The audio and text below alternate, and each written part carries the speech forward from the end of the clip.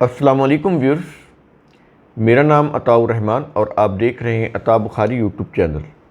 قرآن کریم کی مسلسل ایکسپوزیشن کے سلسلہ میں آج ہم سورہ الانعام کی آیت نمبر 9-8 کی ایکسپوزیشن کریں گے۔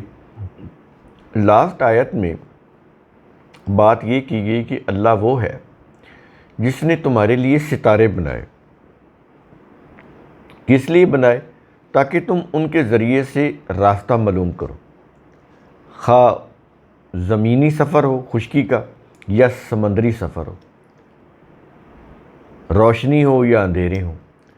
تو یہ اس لیے ہم نے بنائے ہیں۔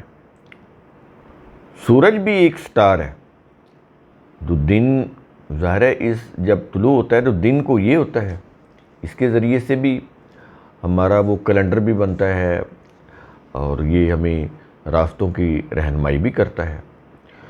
تو رات کو تو پھر پورا وہ آسمان جگمگا رہا ہوتا ہے نا ستاروں سے، اس میں تو بے شمار ستارے ہیں۔ اس میں سے کچھ ایسے ستارے ہیں جن کو ہم جن کی روح سے ہم اپنی راہیں متعین کرتے ہیں۔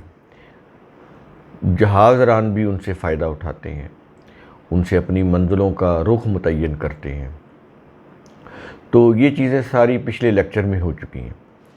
تو اس کے بعد کہا یہ کہ یقیناً ہم نے آیات جو ہیں یعنی نشانیاں کھول کھول کر بیان کر دی ہیں ان لوگوں کے لیے جو علم رکھتے ہیں۔ جو علم ہی نہیں رکھتے انہیں تو پھر کیا فائدہ، وہ تو سوچنے سمجھنے سے ہی آری ہوتی ہے۔ تو علم ہونا بڑا ضروری ہے، یہ چیز ہوگی۔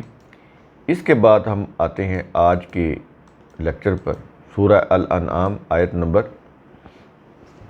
9-8۔ الفاظ ہیں وَهُوَ، اور وہی اللہ ہے۔ اب اللہ کی طرف پچھلی آیت میں بھی یہی الفاظ آئے، اسی لفظ سے آیت شروع ہوئی، وَهُوَ، اور وہی اللہ ہے۔ کون؟ کیا یہ رہا ہے کہ الَّذِي أَنشَأَكُم، جس نے تمہیں پیدا کیا۔ یہ جو انشاء ہے نا، اسی سے نشو و نما ہے، ڈیولپ کرنا چیزوں کو۔ سمجھ آ رہی ہے یہ چیز؟ یہ دیکھیں، یہ قرآن کے جو الفاظ ہیں بڑے ہی سمپل ہیں۔ قرآن کو سمجھنا دنیا کی کوئی بھی کتاب ہے نا، اس کے مقابلے میں قرآن کو سمجھنا زیادہ آسان ہے۔ ٹھیک ہے، قرآن کے اندر بعض آیات ہیں جو اپنے اندر بڑا گہرا فلسفہ لیے ہوتی ہیں، وہ تو اہل علم کو ہی ان چیزوں کی سمجھ آ جائے گی۔ لیکن جو آیات اللہ کی نشانیاں ہیں، اللہ کی نشانیوں کو ظاہر کرتی ہیں، اس کے احکام کو ظاہر کرتی ہیں، جن کا تعلق انسان کی کریکٹر بلڈنگ کے ساتھ ہے، انسان کی ذات کی نشو و نما کے ساتھ ہے، وہ آیات تو ویری سمپل، بڑی آسان ہے، کوئی مشکل نہیں ان آیات کے اندر۔ تو اصل میں تو ہمیں وہی چاہیے نا سمجھنے کے لیے۔ ہر آدمی تو فلاسفر نہیں ہوتا، تو اس لیے قرآن کریم نے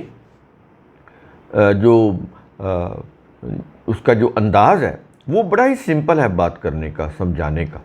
تو عام چیزیں، عام الفاظ، سمپل ترین الفاظ، یہ دیکھیں انشاء، نشو و نما، ہماری زبان میں ہی ہم دیکھتے ہیں کہ عربی کے الفاظ بہت سارے ملتے جلتے، تو کوئی ایسی ہمیں ناآشنائی محسوس نہیں ہوتی قرآن کو سمجھتے ہو۔ تو کہتا ہے جس نے تمہیں نشو و نما دی، یعنی تمہیں پیدا کیا، تمہیں ڈیولپ کیا۔ کس سے؟ کہتا ہے من نفس واحدۃ، ایک نفس سے۔ اب یہاں پر فلسفہ آ جاتا ہے، ایک نفس سے جس نے تمہیں نشو و نما دی، تمہیں پیدا کیا۔ وہ ایک نفس کیا ہے؟ یہ اس کے اندر فلسفہ آ گیا۔ اب ضروری نہیں کہ ہر شخص اس کو سمجھے، یعنی انسان کے سمجھنے کے لیے اتنا ہی کافی، عام آدمیوں کے لیے، کہ ایک نفس۔ لیکن جن کا علمی لیول زیادہ ہوتا ہے تو انہیں پھر اور طریقے سے قرآن سمجھاتا ہے، کیونکہ یہ تو ایک جاہل سے بھی مخاطب ہے اور ایک پڑھے لکھے سے بھی مخاطب ہے، ایک مزدور سے بھی مخاطب ہے اور ایک فلاسفر سے بھی مخاطب ہے، تو ہر طرح کے لوگوں سے وہ مخاطب ہے۔ اب یہاں پر ایک فلسفہ کی چیز آ جاتی ہے، سمجھنے کی چیز آ جاتی ہے کہ یہ جو ایک نفس ہے، نفس واحدہ، یہ کیا ہے؟ تو یہاں ایک نفس سے مراد ہے واحد خلیہ، سنگل لائف سیل، کیونکہ یہاں پر آپ کو بتایا نا، پچھلی 2 آیات بھی گزر گئی ہیں، کائنات سے ریلیٹڈ باتیں ہو رہی ہیں، کائنات کی نشانیاں بتا کر اللہ سمجھا رہا ہے اپنے قوانین، اصول، ضابطے، ان کو انسانی زندگی کے ساتھ ریلیٹ کر کے سمجھا رہا ہے۔ تو ایک نفس سے مراد ہے واحد خلیہ، single life cell, single life cell. ہماری باڈی جو ہے نا، یہ سیل سے مل کر بنی ہے، کروڑوں سیل سے مل کر ایک انسان کی باڈی بنتی ہے۔ اچھا، جب انسانوں کی ابھی پیدائش نہیں ہوئی تھی، ابھی انسان نہیں آئے تھے دنیا میں، ابھی تو یہ جو کائنات ہے نا، اس کو اس قابل بنایا گیا کہ اس میں لائف جو ہے وہ اپنا آغاز کرے، لائف شروع ہو سکے۔ پہلے لائف نہیں تھی، پہلے تو یہ جو زمین تھی ایک آگ کا گولا تھی، ہر طرف آگ ہی آگ تھی زمین میں، اور یہ اتنی تیزی کے ساتھ حرکت کر رہی تھی کہ 6 گھنٹے میں دن اور رات آ جاتے تھے۔ یعنی اب دن اور رات 24 گھنٹے کے ہے نا، تو شروع کے اندر یہ جو زمین جب یہ آگ کا ایک گولا تھی، ہر طرف آگ ہی آگ تھی، تو اس وقت یہ زمین، اس وقت چاند نہیں تھا، چاند بعد میں آیا۔ یہ ایک تو ایک ایسٹرائڈ ٹکرایا تھا، تو جب یہ اس زمین کے ساتھ ٹکرایا ہے تو اس سے پھر ایک جو ہے ٹکڑا اڑ کے علیحدہ ہوا، تو وہ پھر اس کے مدار میں گردش کرنے لگا، وہ چاند بنا۔ اور جب وہ ٹکرایا تو اس سے زمین جو ہے وہ ایک طرف جھکی، جب وہ جھکی تو اس سے پھر موسم بدلنے لگ گئے۔ پہلے کوئی موسم نہیں تھا، گرمی گرمی تھی، زمین کے ایک طرف جھکنے سے موسم بدلنے لگے۔ چاند بننے سے جب اس نے اپنی گردش شروع کی تو اس کی جو گریویٹیشنل فورس تھی، اس نے زمین کی گریویٹیشنل فورس کے اوپر جب اثر ڈالا تو زمین کی جو سپیڈ تھی تیز گھومنے کی، وہ آہستہ ہو گئی۔ 24 گھنٹے میں 6 گھنٹے میں جو دن اور رات تبدیل ہو رہے تھے، وہ چاند کے بننے سے، اس کے گریویٹیشنل فورس کے اثر کرنے سے زمین کے جو دن اور رات تھے وہ 24 گھنٹے کے ہو گئے۔ یہ اللہ کی مشیت کے ساتھ یہ سارا جتنا بھی کائنات کا ایوولوشنری پروسیس ہوا ہے، یہ سارا ظاہر ہے اللہ کی مشیت کے مطابق ہی ہوا ہے، اور یہ کروڑوں سال پہلے ہوا۔ تو کروڑوں سال پہلے جب چاند نہیں تھا، زمین 6 گھنٹے میں اپنی گردش مکمل کر رہی تھی، دن رات بدل رہے تھے 6 گھنٹوں میں۔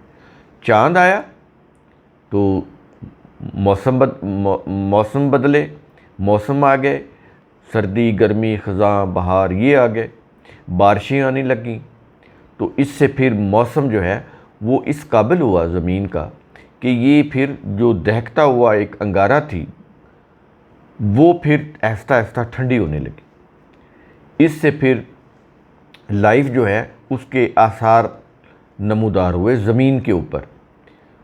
تو اس کے بعد پھر آکسیجن بھی زمین کے اوپر اس کا بھی عمل شروع ہوا، سمندر جو ہیں انہوں نے اپنا وہ پیدا ہونے لگے، بہنے لگے زمین میں۔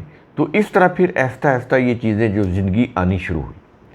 سمندروں کے جو ساحل تھے وہاں پر زمین جو تھی، وہ مٹی جو تھی وہ گیلی ہو کے خشک ہوتی تھی، وہاں پہ بیکٹیریا بھی ہوتے تھے، سیلز وغیرہ، جراثیم، ان کے جو سیلز ہوتے ہیں بیکٹیریا کے، تو یہ وہاں پر یہ سلسلہ پھر شروع ہوا۔ تو کہتا یہ ہے کہ، اور قرآن نے پوری یہ تفصیل بتائی ہے، 2 تخلیقیں بتائی ہیں، خلق اولین اور خلق جدید۔ یہ جو آج ہے یہ خلق جدید ہے، اور ایک ہے خلق اولین۔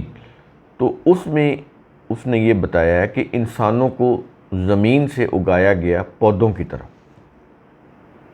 اللہ تعالیٰ نے انسانوں کو خلق اولین کے تحت انسانوں کو زمین سے پودوں کی طرح اگایا، نباتن کے الفاظ۔ تو زمین سے جب پودوں کی طرح اگایا، انسان جب اگے، اس کے بعد پھر آئی خلق جدید۔ اس میں پھر مرد اور عورت کا جنسی ملاپ، اور ان سے پھر پریگننسی اور آگے پھر بچہ کی پیدائش. اب یہ جو خلق جدید ہے یہی چل رہی ہے. یہ دو طرح کے پروسیس ہوا ہے انسانی تخلیق کا. تو یہاں پر کیونکہ یہ چیزیں آ رہی ہیں اس لیے ہم اس کی سائنٹیفک ریزننگ بتا رہے ہیں. تو نفس واحدہ کیا ہے؟ ایک نفس، اس سے مراد ہے واحد خلیہ، سنگل لائف سیل، جو دو حصوں میں تقسیم ہو کر نر اور مادہ بنا. پھر اس سے آگے انسان، مرد اور عورتیں پیدا ہوئے. یہ چیز ہوگی. اس کے بعد اب ہم آتے ہیں اس کے اگلے حصے پر. کہتا ہے یہ بھی بڑا اہم ہے جو اب آگے آ رہا ہے. کہتا ہے فَمُسْتَقَرٌ، پھر اس نے تمہیں ایک ٹھکانے کی جگہ ٹھہرایا. یہ بڑی اہم پوائنٹ ہے یہ. پھر اس نے تمہیں ایک ٹھکانے کی جگہ ٹھہرایا. اچھا، اب یہ کیا چیز ہے ٹھکانے کی جگہ؟ یہ کیا ہے؟ انسان پودوں کی طرح زمین سے اگائے گئے، اور یہ اس کا حوالہ اگر نوٹ کرنا ہو تو آپ کر لیں. 71/17 اور 18 یہ آیت کا حوالہ ہم آپ، دو آیتیں ہیں. تو یہ تھی خلق اولین. اس کو وہ بول رہا ہے کہ ٹھکانے کی جگہ. یہ ٹھکانہ دیا جب وہ سیل جو ہے دو حصوں میں تقسیم ہوا، نر اور مادہ بنے. یہ پودے ہوتے ہیں نا، ان میں بھی یہ ہوتا ہے، کراس پولینیشن کا عمل ہوتا ہے. زردانے جو ہوتے ہیں نا، وہ نر اور مادہ، ہوا کے ذریعے سے وہ زردانے ملتے ہیں، نر اور مادہ کا ملاپ ہوتا ہے، اس سے پھر پودوں کے پھول اور پھل بنتے ہیں. تو ان کے اندر بھی یہ عمل ہے جو انسانوں کے اندر عمل ہے، نر اور مادہ کے ملاپ کا. تو پودوں میں اس کو وہ کراس پولینیشن کا عمل بولتے ہیں. اگر یہ فصلوں میں ہوا نہ چلے، کراس پولینیشن کا عمل بہت کم ہوتا ہے، اس سے فصلوں کی پیداوار بڑی کم ہوتی ہے، کیونکہ نر اور مادہ جو ہیں ان کا ملاپ نہیں ہوا پودوں کے. تو اسی طرح انسانوں کا بھی نر اور مادہ کا ملاپ پودوں میں بھی ہے، انسانوں میں بھی ہے. تو یہ ہے ٹھکانے کی جگہ. یہ پہلی ٹھکانے کی جگہ قرآن بتا رہا ہے کہ انسانوں کو زمین سے اگایا، نباتات کی طرح، سبزہ کی طرح زمین سے اگایا. اس کے بعد اگلے الفاظ ہیں. کہتا ہے وَمُسْتَوْدَعٌ، اور پھر تمہیں ایک امانت کی جگہ رکھا. پہلے کہا کہ تمہیں ایک ٹھکانے کی جگہ ٹھہرایا، زمین کے اندر تمہیں اگایا، وہ والا ٹھکانہ. اس کے بعد اگلے الفاظ ہے کہ تمہیں ایک امانت کی جگہ رکھا. اب یہ جو امانت کی جگہ ہے، اس میں کیا ہے کہ خلق جدید ہوئی. پہلے ہوئی نا خلق اولین، پودوں کی طرح زمین سے اگائے گئے.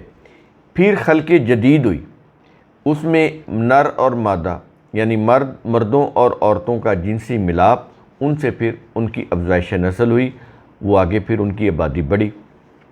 یہ خلق جدید ہوئی.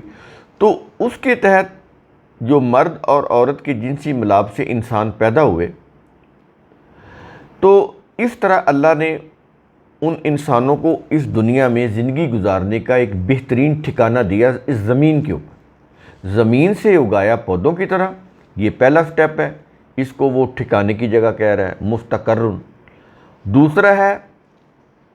دوسرا کیا بتا رہا ہے؟ کہتا ہے وَمُسْتَوْدَعٌ، کہ یہ جو ٹھکانہ ہے امانت کی جگہ. یہ جو زمین ہے امانت کی جگہ ہے، یعنی اس دنیا میں انسان جو رہ رہے ہیں یہ ایک امانت کے طور پر رہ رہے ہیں اس زمین میں، یوں کہہ لیں، کیونکہ فار ایور نہیں ہے.